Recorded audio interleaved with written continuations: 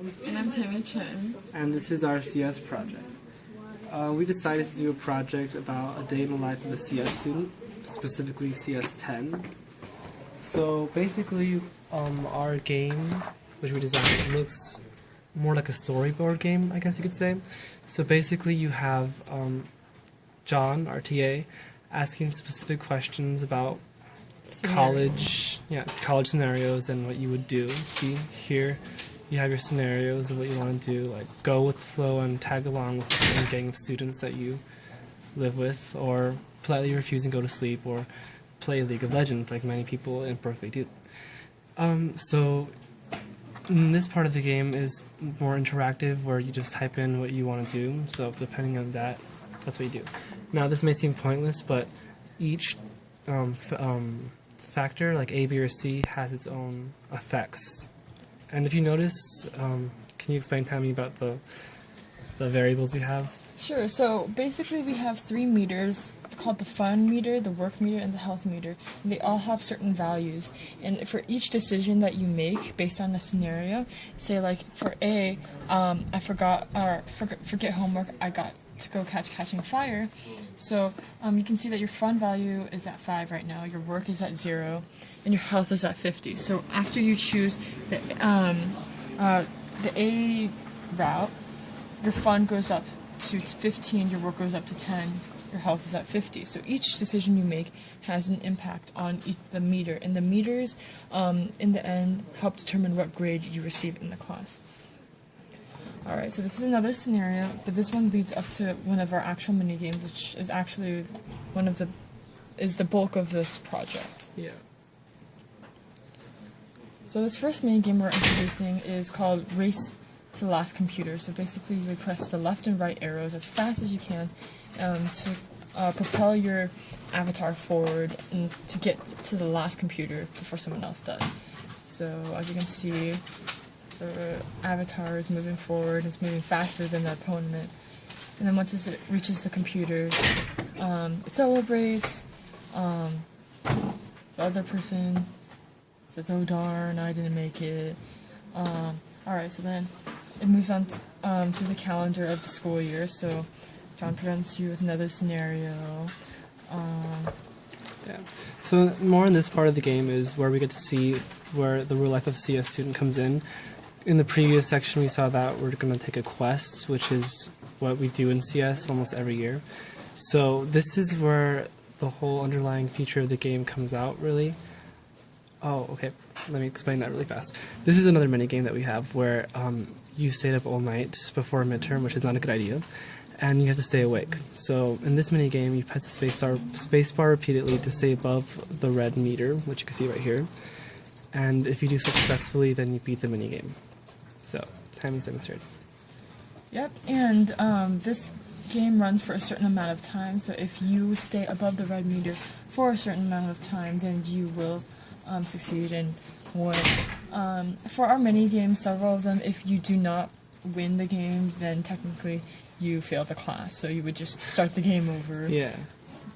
That's one of the ways to not beat this game, essentially, but as long as you make good choices in the scenarios that John gives you, and you don't, oh, can you explain the score? Basically, the score corresponds to your position, your Y position of your white meter, so where you're at the very end of the game determines what score you get. So 47 means that you were above 47, above the red meter.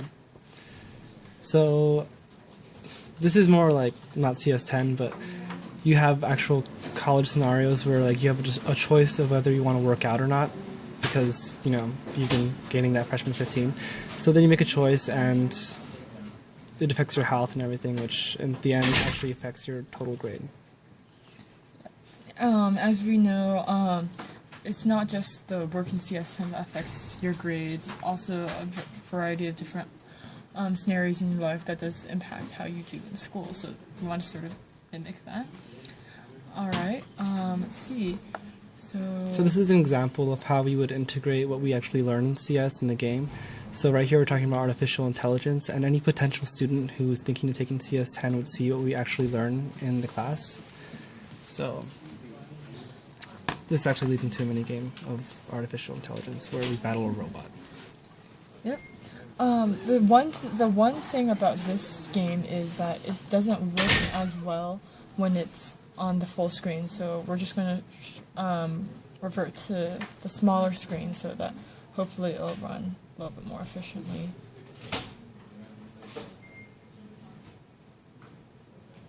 So it's counting down. So yeah, basically you move up and down and you try to dodge the finches, or angry birds, fireballs, and while you're trying to also shoot lasers at it, which is totally realistic in CS10.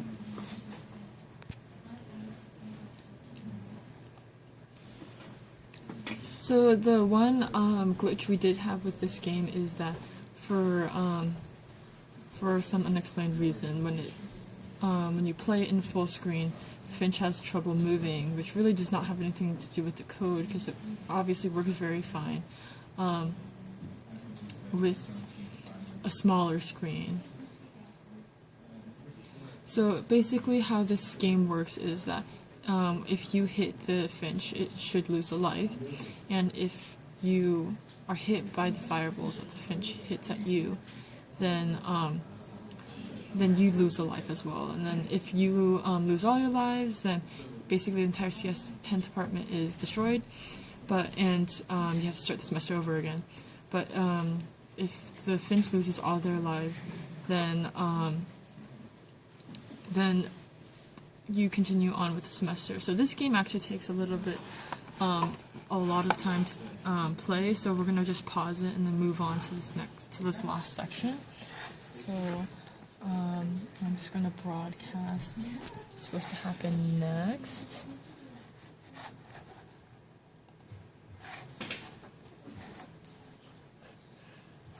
Alright, so full screen. Yeah. The little Star Wars sprite is not actually supposed to be there. If you did actually finish the game, then the game would know to make that sprite disappear. So that's why it might look a little funky right now. Alright, and we do, in total we did have 3 mini games, so this is leading up to the end where you finally get your grade in CS10.